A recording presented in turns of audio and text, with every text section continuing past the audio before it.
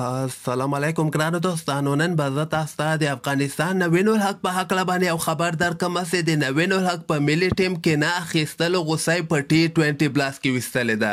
بل به زه تاسو ته وایم چې د افغانستان محمد نبی او نور احمد هم د زیمبابوې په طرف باندې روان شوي دي. ویډیو تر اخره پورې وګورئ، په هر څه به تاسو پوهیږئ. لکه څنګه چې موږ وګورو نوین الحق خو اوس د افغانستان کرکټ بورډ له طرف نه یعنې دومره پام پرې نه کیږي، ځکه فضل الحق فاروقي راتلونکو نه وروسته نوین الحق ته اوس دوی دومره حاجت هم نه لري. خو نوین الحق د نه اخیستلو غوسه په T20 بلاس کې ویستلې ده چې ټول نه بهترینه بولنګ یې په T20 بلاس لوبه کې ترسره کړه. دغه لوبه تېره شپه ترسره سوله. اول بیټینګ د نوین الحق دوی ټیم ترسره کړی و، 109 رنزه ټارګټ یې هغه بل ټیم ته ورکړی و.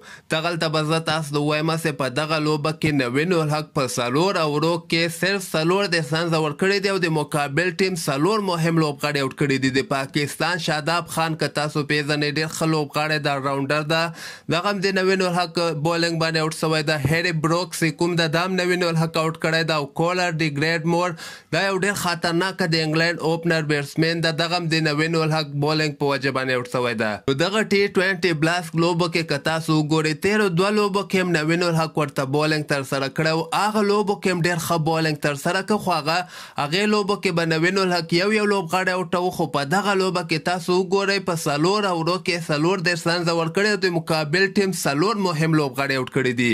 یعنې که تاسو وګورئ، نوین الحق خپل بولنګ باندې ډېر زیات کار کړی ده، د بهترۍ په طرف باندې روان شوی ده. خو دغلته افغانستان سره نه لوبېدل دغه خبره د باید نه وه کړې، که نه اوس هم دی ډېر داسې لوبغاړي دي. دغه فرید ملک یمین احمد زینه، دغه نوین الحق بیا هم ښه بولر ده، خو بیا هم د هغه خبرې په وجه باندې چې ده ویلي ول افغانستان لپاره لوبه نه ترسره کومه 50 ورځې لوبې، د هماغه سزا دته ورکول کیږي. خو بل طرف ته سفارشي لوبغاړي لکه یمین احمد او فرید ملک د ملي ټیم کې اخیستل کیږي، بلکې فرید ملک غوندې لوبغاړي په 50 ورځو لوبو کې هم اخیستل کیږي او په 100 ورځو لوبو کې هم اخیستل کیږي. او دغسې لوبغاړي د نوین الحق خو خیر هغه خبره دته کول نه و پکار، هغه د امام خوښه نه سوله. خو دی باید افغانستان کرکټ بورډ دته هم یعنې په نظر کې ونیسي، دغه فرید ملک یمین احمد زینه نوین الحق موږ ته ګټور ثابته کېدلی سي.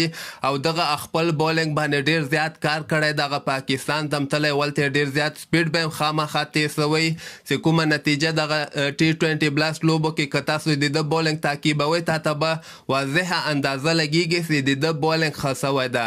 او بل به زه تاسو ته وایم چې د افغانستان دغه محمد نبی او نور احمد هم د زیمبابوې په طرف باندې روان شوي دي چې دوی به که خیر نن زیمبابوې ته ورسېږي او د افغانستان ملي ټیم سره به یوځای سي، او بیا به که خیر د زیمبابوې لوبې هم دغه بله میاشته کې شروع کېدونکې دي. دغسې تازه خبرو لپاره تاسو دغه چینل هم در سره سبسکرایب کولی سئ.